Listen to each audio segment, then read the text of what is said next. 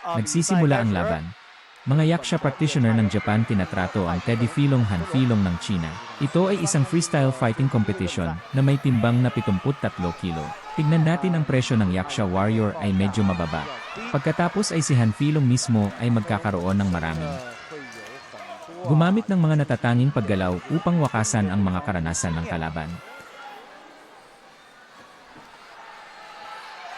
Nanatiling kalmado at walang pag-aalinlangan ang dalawa. Pero parang ang yaksha shorts at darating na ang alok. Tingnan, higit pa tulad ng isang zonk martial arts fighter. Napakalaki ng mga kalamnan ng katawan.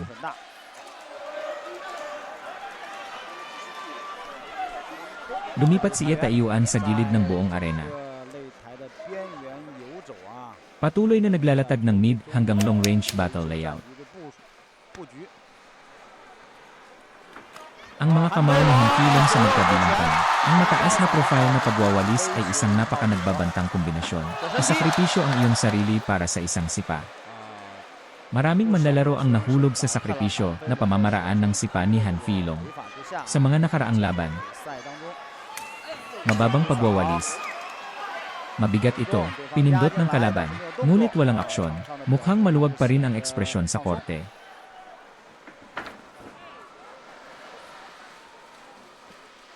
Ang pag-attack ni Taiyuan ay lubos na epektibo. Ngunit nanganganib pa rin siyang masipa sa binti.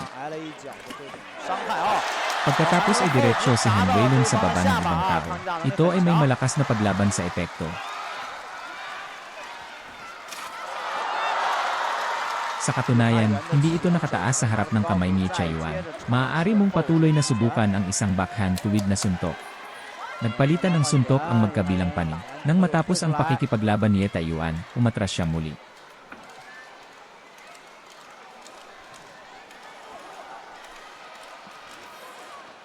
Ngayon lang, gusto ni Filong na gumawa ng isa. Pagbabago ng linya gamit ang isang malawakang sipa. Isang napakalihim na paglipat. Ngunit hindi ito nagtagumpay. Ang pagbabago ng panig ay nagsara ng agwat sa pagitan ng mga kalaban. Maya-maya pa ay nagkasundo ang dalawa.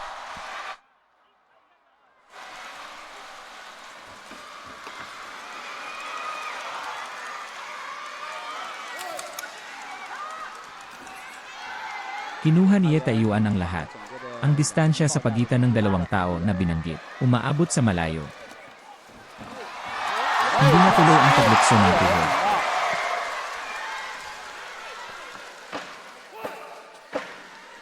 Kailangan mo pa ring maging maingat sa kabilang partido. Ang kamay sa likuran ay isang tuwid na suntok. Kapag nagpalitan ng suntok ang magkabilang panig, si Han Filong ay tuwid na tuwid. Kadalasan ay naaabot muna nito ang mukha ng ibang tao. Natapos na ang unang round.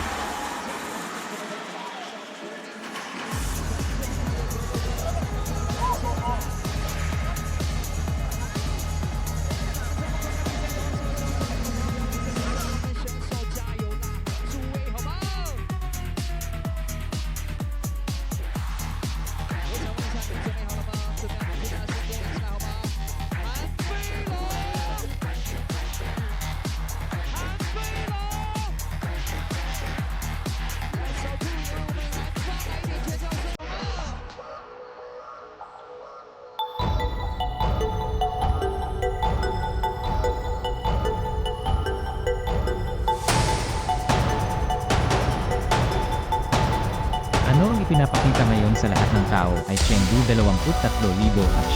Binibigyang kahulugan ni Xi Jinping ang mga klasikong Chino sa pamamagitan ng kanyang sariling mga kilos. Marangal, matikas, at pambihirang ugali. Tumuon sa pangunahing estilo ng visual. Ang pambansang kayamanan ng panda ay tumataas ng maluwag mula sa balangkas ng bundok ng Tiantai. Ikalawang pag-ikot. Noong una, napaka-proactive ni Taiyuan. Isang sipa ang ginamit para mahagip ang dalawang direktang pasa mula sa kalaban. Ngunit hindi niya tinamaan si Han Filong.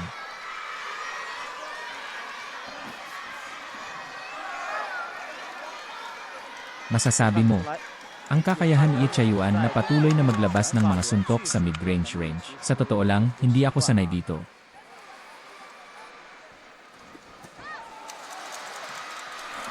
Kapag lumipat ng mga suntok, siguraduhin itaas ang iyong kamay ng mataas. Dapat iwasan ni Han Fenlong ang paglipat ng mga suntok. Ang midline ng iyong sariling mukha. Matutong itilt ang iyong ulo upang pindutin ang gitna.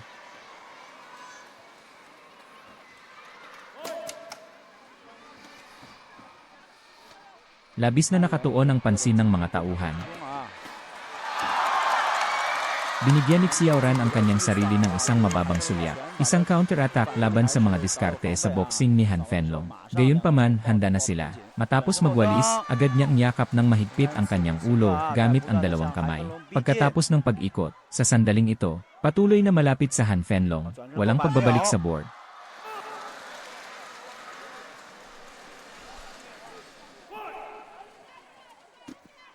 Lumipat ng mga kamao, ngunit ang pamamaraan ng kamao ay tumama sa ulo ni Ye Yuan. Wala itong gaanong nakamamatay.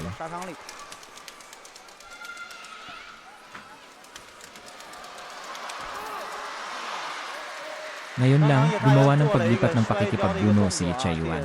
Ito rin ay isang bagay na madalas gamitin ni Han Fenlong, isang pamamaraan mula sa Tai Chi.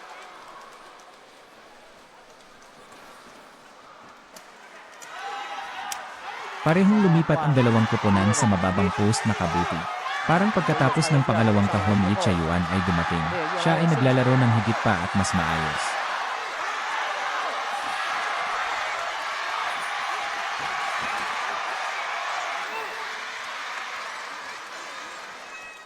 Kanina lang, medyo nanginginig ang katawan ni Heteron.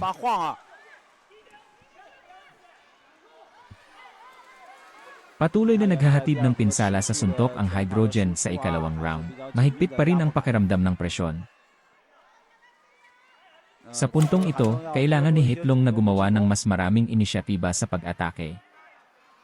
Hindi kami makapaghintay.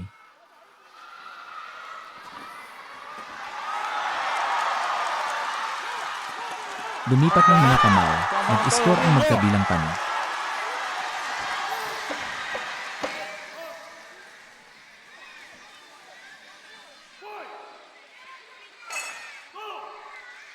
Natapos na ang ikalawang round. Pagdating sa ikalawang pag-ikot, kapag mas ipinasok mo ang bilog, mas makinis ito. Ang pagnanais na gawin ang inisyatiba ay lalong lumakas at lumalakas. At nang magpalitan ng suntok ang magkabilang panig, mayroon ding ilang mga sitwasyon kung saan mayroon silang ilang mga pakinabang.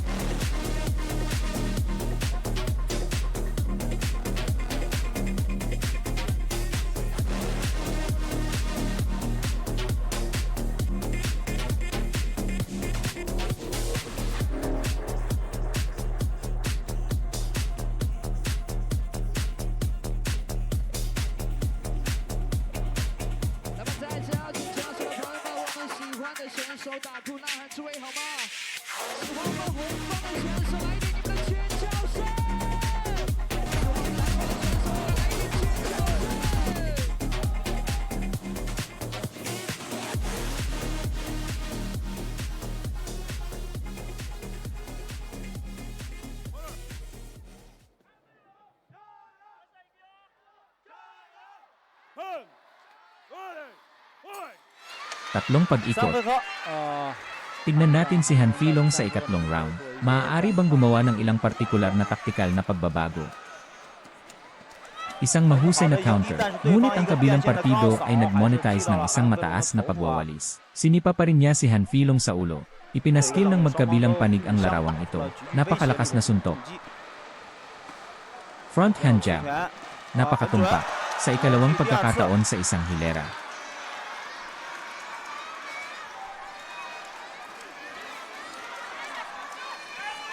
Sa pangatlong pagkakataon, parang puno at bilog ang gabi.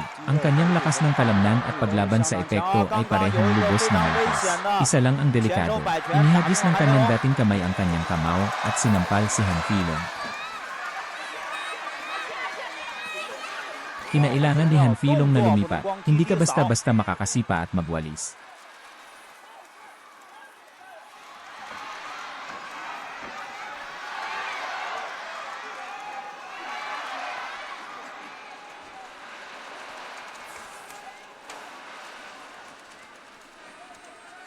Panahon na para magpatuloy si Han Filong. 时刻啊！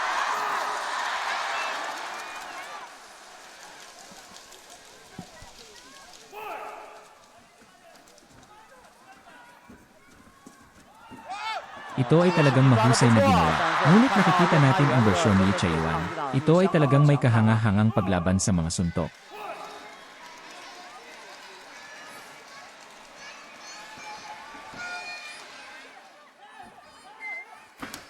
Nagpalitan ng shots at kicks ang dalawang koponan.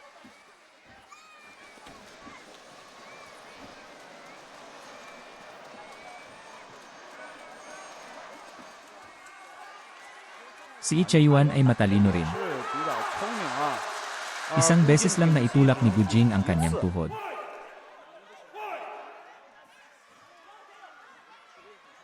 哎， Napakabigat ng suntok niya. Medyo nahihinig ang kabilang grupo.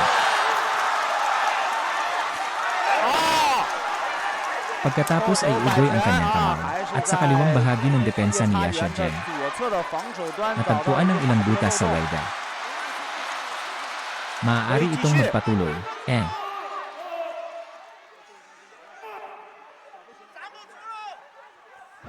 哦，卡夫蒂有效 Epektibo 果， si 对 E. 方已 Hindi 经 na makatayo ang kabilang panig. Kapag ang dalawang panig ay nagbago ng mga paa, si Han Filong ay tuhod ni Linxian. Tinamaan nito ang ulo ni Yasha Jen. Patuloy ng mga pamamaraan ng pagsuntok. 哎， Ang dalaghasan sa mga position nito ay medyo mapanganib pa rin.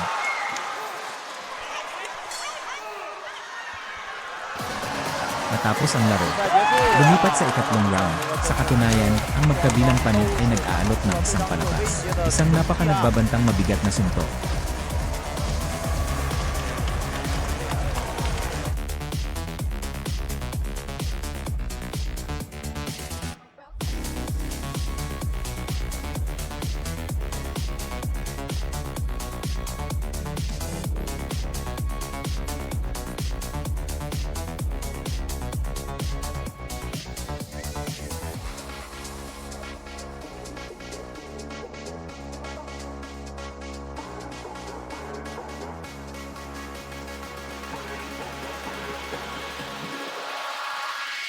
I don't ever slow up, no I don't take shit. I got no love for the fakeness. If you wanna play tough and wanna hate this, I'll always show up.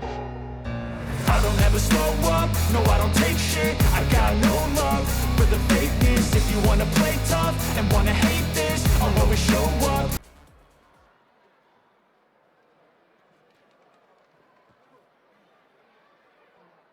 Susunod, ipahayag ang mga resulta ng tugma. Nanalo ang referee no 1-30 tandang bawas 28. Hukom no 1-32 tandang bawas 28. Nanalo ang referee no 2-30 tandang bawas 28. Hukom no 2-32 tandang bawas 28. Nanalo si Judge no 3-30 tandang bawas 28. Hukom no 3-32 tandang bawas 28. Ang larong ito, tatlong hukom, pagpapasya ng pagkakapare-pareho, kulang paglulunsad. For the winner, by Deal. Desisyon ani walang pangalan. Pakpak essay pamamagitan ng punto. Presenting China. Yan Gu Pulang Sulok. Red corner. Leo Awalong.